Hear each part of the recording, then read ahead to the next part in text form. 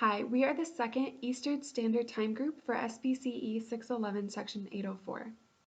Our behavior change project focused on increasing physical activity. Throughout this presentation, you will hear from myself, Heather, discuss the introduction, the review of our original study, the treatment integrity, and the IOA. You will hear Nick discuss the purpose of the project, the methods, and the limitations of the project. You will hear from Ariel discuss the behavior definition, the results, and the conclusion of our project. Kylie will discuss the baseline phase and the supporting literature, and Hannah will talk about the data collection and the intervention phase. For our behavior change project, we replicated a study by Hutsey, Norman, and Larson, who conducted a study which aimed to increase physical activity in obese children through the use of a package intervention. The intervention package used in this study consisted of goal setting, feedback, and reinforcement. The participants in this study were two typically developing 4-year-old children named Meg and Chris. All physical activity took place outside for 20 minutes on a school playground. These activities were not structured and children were not prompted to engage in any specific activities. All physical activity was measured with a pedometer, the OSRAC, and through direct observation from 2 observers. The OSRAC is an observation system used to record activity in children. The OSRAC is broken down into 5 activity levels ranging from low to high physical activity. For the baseline phase of this study, each participant wore a pedometer and did not have any performance goals. Observers would cover the pedometer with black tape and remind the participants that they should not remove the black tape at any time. At the end of the 20-minute session, observers removed the black tape from the child's pedometer and recorded their total steps for the 20-minute session. For the intervention phase of this study, observers would explain to the participants what the pedometer was and how it would count each step that they took. The observers would then state the performance goal, which was found using the equation K equals M plus 1 minus W, the K being the third value in the order, M being the number of responses included in the calculation, and W being the density of reinforcement. The observer would then write this performance goal on a sticker and place the sticker over the participant's pedometer.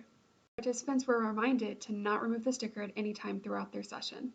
After the first 10 minutes were complete, observers provided feedback by uncovering the sticker from the pedometer, recording the step total, and discussing to the participant how close they were to meeting the performance goal. Observers would then recover the pedometer, and participants would engage in 10 more minutes of physical activity. Once the full 20-minute session was complete, the observers discussed whether or not the participant had met their goal. If the participant met their goal, they received a prize from the prize box. If they did not meet their goal, they would then have to retry during the next session. Results of the study showed that the package intervention increased physical activity for Chris, but not for Meg. The researchers of this study believe this is because the prizes in the prize box were random and no previous preference assessment was conducted. Articles that we used for our literature review, the citations can be found at the end of our presentation in the reference section. I'm just going to go over the 5 that we used and just give a quick overview. So the first one that we looked at was assessing children's physical activity in their home, the observational system for recording physical activity in a child's home. This article went to go on to talk about 13.9% of all preschool-aged children are overweight, whereas 12% are at risk of becoming overweight.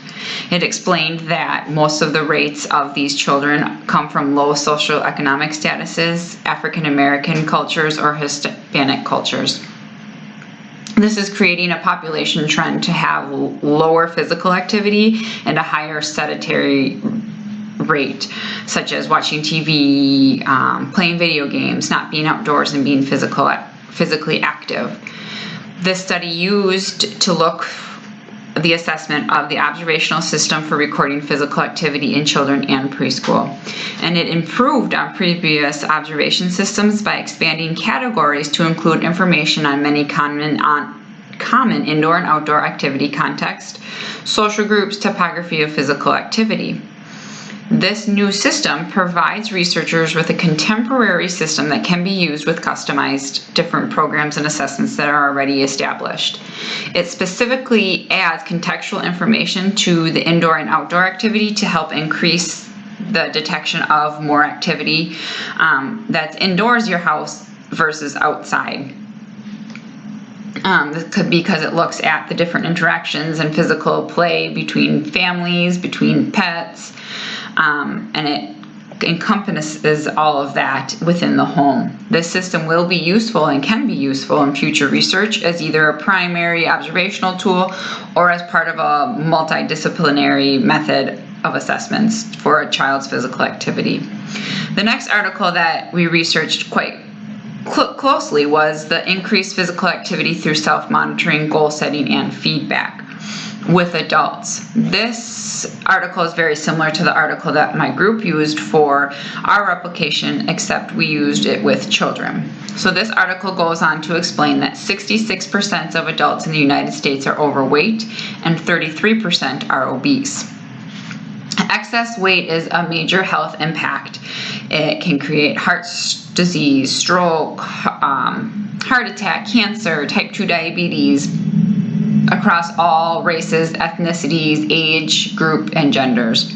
So this article took a look at self-monitoring using different mechanical devices. So pedometers was what this study primarily used, was just pedometers. They used these because self-monitoring has proven to be effective as a measurement strategy and a behavioral change across various diverse different targets. From smoking to disruptive classroom behaviors, from vocal tics to recreational or competitive swimming.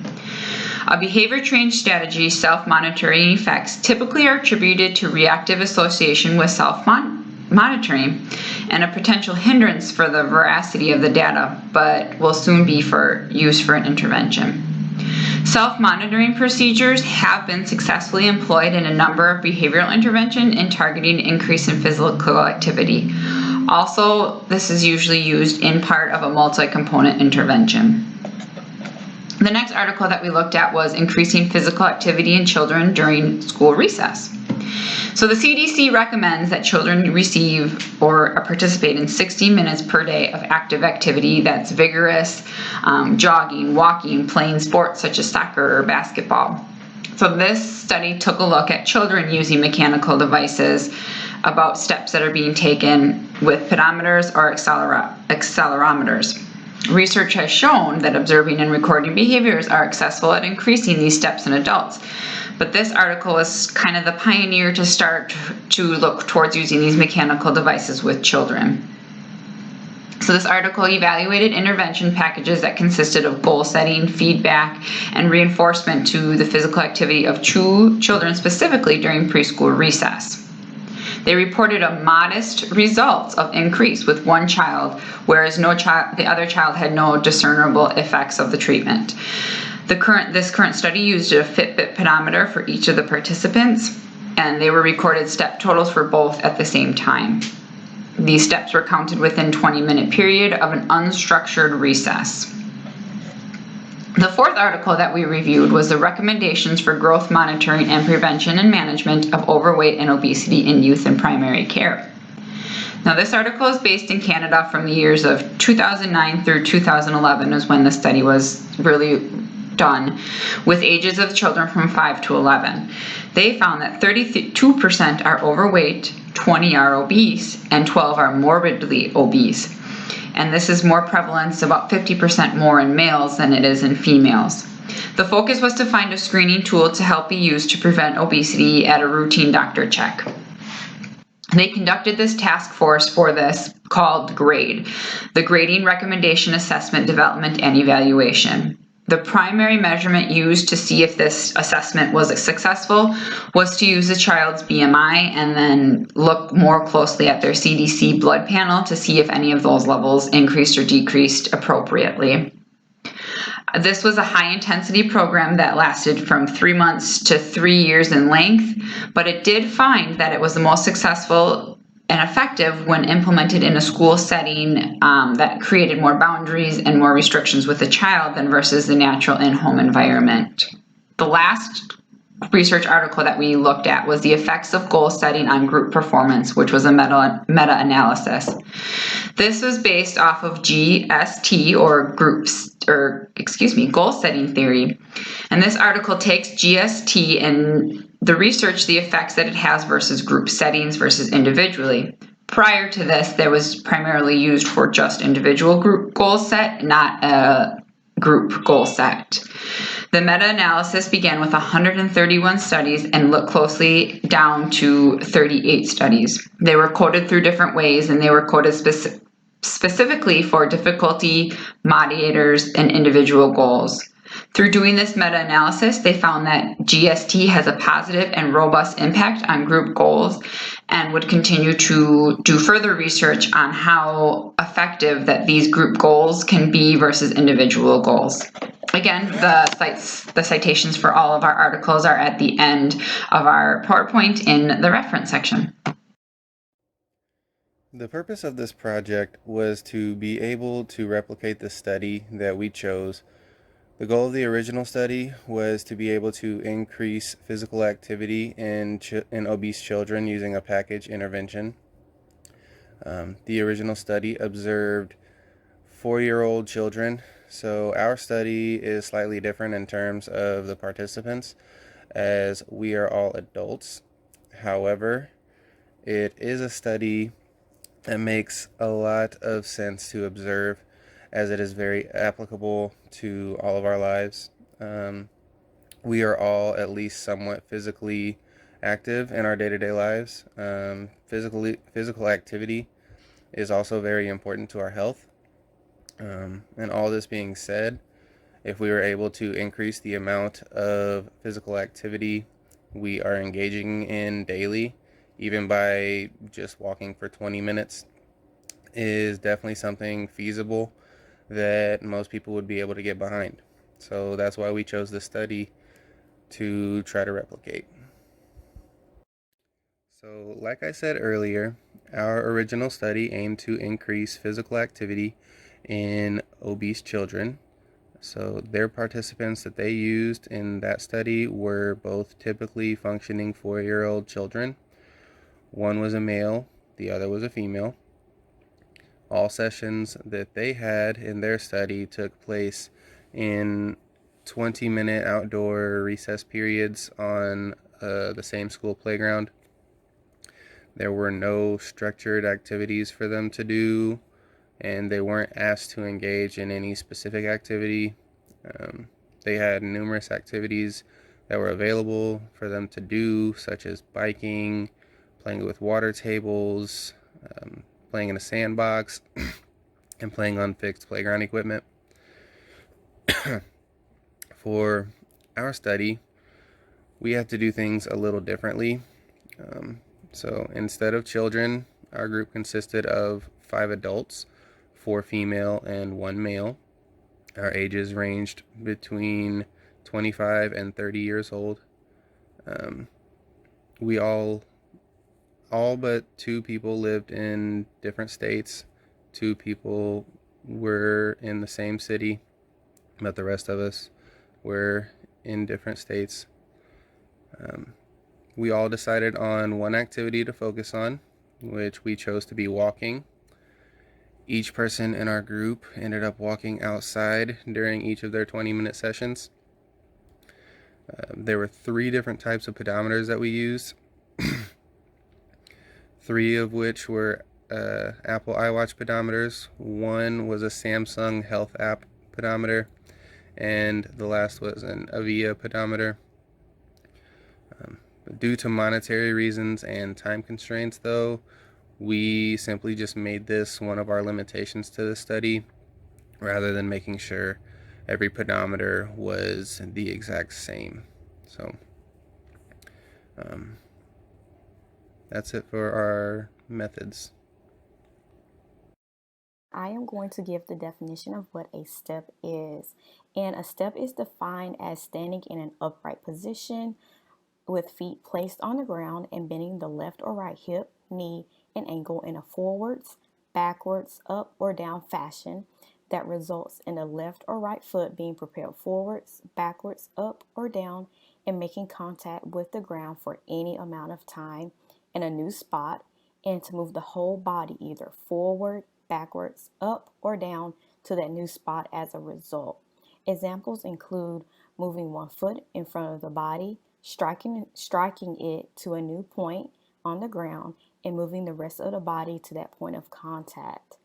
This may include walking, jogging, running, climbing up steps, climbing down steps, as long as the body is moving forward or backwards or up or down. Non-examples include picking the foot up and placing it in the same spot it originally rested, such as running in place, walking in place, or jogging in place. Moving the feet without moving the body to a new point in space, such as jumping up and down, doing jumping jacks, or moving the feet in a perpetual motion without making contact with the ground. That is such as cycling. The data collection system used for the original study is known as the OSRAC, which stands for the Observation System for Recording Activity in Children. A momentary time sampling system with 5 seconds to observe and 25 seconds to record per interval was also used. For our replication project, since we are adults, we did not use the OSRAC observation system. Each participant used a pedometer to measure their steps across a 20-minute time period. Each participant covered their pedometer before starting their activity. After 10 minutes had elapsed, we uncovered our pedometers to check our step totals. We then continued the physical activity for 10 more minutes and recorded the final step total by taking a screenshot or picture and sending it through Google Hangouts or Skype to another group member.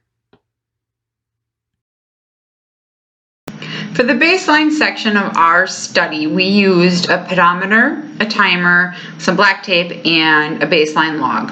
At the start of every 20 minutes for 5 consecutive days between the time of 6 p.m. and 9 p.m., we performed this activity and basically was walking and counting steps.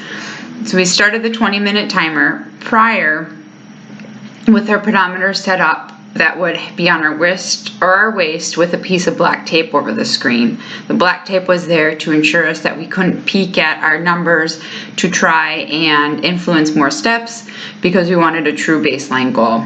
The 20 minutes would be up, we would remove the black tape and we would record any of the steps that were there for 5 consecutive days. For the intervention phase of this study, an intervention package was developed. It included goal setting, performance, feedback, and reinforcement based on a reversal design. Participants were a pedometer for each exercise session. At the end of the exercise session, the number of steps taken by each participant was recorded by taking a screenshot and sending the photo to another group member. Goals were determined by using a percentile schedule of reinforcement equation. The equation is as follows. K equals m plus 1 times 1 minus W. In the equation, W was the density of the reinforcement and was set to 0.5. The m value was the number of responses included in the calculation and was set to 5 in order to match the number of sessions during baseline. During the intervention phase, the 5 most recent step totals were arranged in ascending order. The K value was the third value in the order and was used as the goal for the next session. After the initial baseline phase, the participant was made aware of the performance goal for the session. After 10 minutes, the participant opened the pedometer, read the step total, and viewed how close they were to meeting their goal. At the end of the 20-minute session, if the step goal had been met, the participant who had met or exceeded their goal chose a preferred item for meeting their goal. Participants who did not meet their goal did not receive a preferred item and were encouraged by other group members to reach their goal during the next session. Before each session, 2 observers, or 2 of our group members, would review with us, the participant, the primary step goal via Skype. All participants were then required to cover their pedometer with tape and were not allowed to open their pedometer until the end of the 10-minute session. After the 10-minute session, participants would take a picture of their pedometer and email the picture to their observers via Skype. Participants would then walk an additional 10 minutes to complete the full 20-minute session. At the end of the 20-minute session, their results were discussed between them and their observers on whether or not the goal had been met. Participants who did not meet the goal were told that they could try again during the next session. Participants who did meet the goal received reinforcement of their choice. When all sessions were completed, the observers, who both recorded independently, came together to calculate IOA. If both observers recorded the same step total by the end of the full 20-minute session, an agreement was scored. IOA for us was calculated by dividing the number of agreements by the total number of agreements and disagreements, and then multiplying by 100%. The IOA for each of our group members was 100%. I'm going to discuss the results of each group member that participated in this replication study. In this slide, you will see that each group member's average was calculated and shown in tabular form. The number of steps completed by each group member in order to replicate the study conducted by Hasty, Norman, and Lawson showed that each group member was able to increase their total step count during both intervention phases compared to both baseline data sessions. Heather, she is first. Her mean step total for baseline, intervention, return to baseline, and return to intervention were 2,052, 2,073, 1,413, and 2,021 respectively. And Heather, she was also able to meet her total step goals for both intervention phases for about 60% of her intervention phase sessions. Hannah, she's next. Her mean step total for baseline, intervention, return to baseline, and return to intervention were 1,606, 1,711.5, 1,785, and 1,444. She was able to meet her step goals for both intervention phases for 30% of her sessions. Nicholas, his mean step total for baseline, intervention, return to baseline, and return to intervention were 1,822, 2,323.8, 1,670, and 2,187.8. Nicholas was able to meet his step goals for both intervention phases for 80% of his sessions. Ariel, which is me, my mean step total for baseline, intervention, return to baseline, and return to intervention were 1,041, 1,675, 1,247, and 1,848. I was able to meet my total step goal for 92% of both my intervention phases. Kylie, she is the last person. Her mean step total for baseline, intervention, return to baseline, and return to intervention were 1,581.3, 1,795.3, 1,580, and 1,754. Kylie was able to meet her total step count goal for 60% of her intervention sessions. The results suggest that for all 5 group members in this study, the combination of goal setting, feedback, and reinforcement are effective increasing step totals during 20-minute instances of physical activity compared to baseline data. However, Hannah's data compared to other group members showed that she was not able to meet her predetermined step goal for both intervention phases for 70% of her 10 intervention sessions. This could have been caused by various internal and external factors such as intrinsic motivation, selection of reinforcers, or instrument used to calculate step count, or also instrument placement during physical activity. Also, each group member's data, except for mine, show that compared to the mean of the first intervention phase, return to intervention mean showed lower step count totals. And this could also be because I completed 3 more return to intervention sessions compared to other group members to show more stability in my data when I noticed that I had a steep decline during a session, and that was in session 18. In the following slides, you will be able to see each group member's reversal design.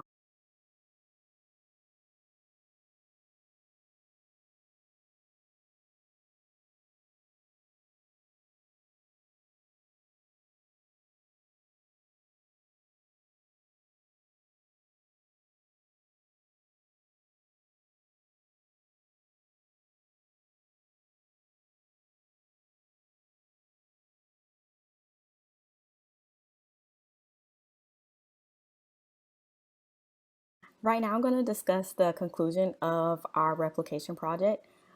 Physical activity has been shown to benefit both children and adults alike. It is recommended that children complete a minimum of 60 minutes of moderate to vigorous physical activity per day. Adults are recommended to complete 150 minutes of moderate to vigorous aerobic activity per week. This may include walking, jogging, cycling, or swimming. Moreno in 2008 reported from the CDC that from the years of 2004 to 2014, 1.96% of the 22.6 million children aged 2 to 4 years old were severely obese. This trend is also seen worldwide, with 35% of Canadian children surveyed aged 2 to 17 years old reported as being overweight or obese. Physical activity also reduces the probability of a child being overweight or obese into adulthood. Childhood obesity is linked to an increased risk of diabetes and cardiovascular disease in adulthood. There are many various ways to increase physical activity in all people. Goal setting, in particular, is the contingency of performing a difficult specific task tailored to an individual. The goal of replicating this research was to increase physical activity of each group member through the packaged intervention of goal setting, performance feedback, and reinforcement. Since no one in this group are children, we were not able to use the OSRAC activity codes to test the validity of the observational system, which was also conducted and tested during this research. And each group member was able to increase his or her total step count through the package intervention phases compared to baseline phases. However, because of various intrinsic and or extrinsic factors, some group members did not meet their total step goals, which this will be discussed later when we discuss the limitations. As stated in the original study, using a pedometer helps children with self-monitoring skills, which may lead to maintenance and generalization of physical activity throughout the lifetime of a child. Generalization is one of the 7 dimensions of ABA outlined by Bear, Wolf, and Risley. Through self-monitoring, children may be able to apply these new skills to various aspects of their lives in various settings, which may promote a healthier lifestyle. And this can also be applied to us as group members. If we are able to monitor our own physical activity levels, we will also facilitate and promote a healthier lifestyle through physical activity. So we had a few different limitations for our study. The first limitation we ran into was that we each had different pedometers across all participants. Different pedometers will give off different readings, so it's kind of hard to say which pedometer is going to be the most accurate when it comes to counting steps. And since we had 3 different types of pedometers, it may be safe to say that while they could be close to the actual step count, some of the counts may be off slightly because of the type of pedometer that was used. Another limitation that we ran into was having a variation in settings across participants. Even though everyone walked outside, that's not really to say that things like the terrain or the weather were going to be the exact same for everyone during each of the sessions. And even then, each person is going to be affected differently by different types of conditions and terrain and things like that. So it may affect their step totals due to things like fatigue or fatigue, for example, based on those other things. The next limitation that we came across was time constraints. This being the summer semester, everything seemed to be on a bit of a time crunch, from the initial planning to the data collection and everything else. Time wasn't always on our side. Granted, we were slightly luckier than other groups who may have had to present before us in this regard, but we were still very much affected by the shorter summer semester. The intensity of activity was another limitation that we saw. As with the various settings that I mentioned, intensity level may vary across participants as well. Yeah, we're all walking, but some may have walked faster or slower than others. Some may have boosted intensity levels or lowered intensity levels based on the day, the temperature, what their mood was that day, or any other reason. So, yeah, intensity of exercise is definitely going to be a limitation there. And the last big limitation that we ran into was the variation in reinforcement type and the significance of the reinforcement. Again, everyone's different, so reinforcement will be different for everyone as well. And as well as the significance of a reinforcer being higher or lower to different people. One person may have been really motivated to get their reinforcement for that session, while another may have been having the attitude like, okay, it's not really a big deal if I don't earn it. Maybe next time. It all really just depends on the person, and that's something that we can't really control for, as with some of the other things that were in this limitation list.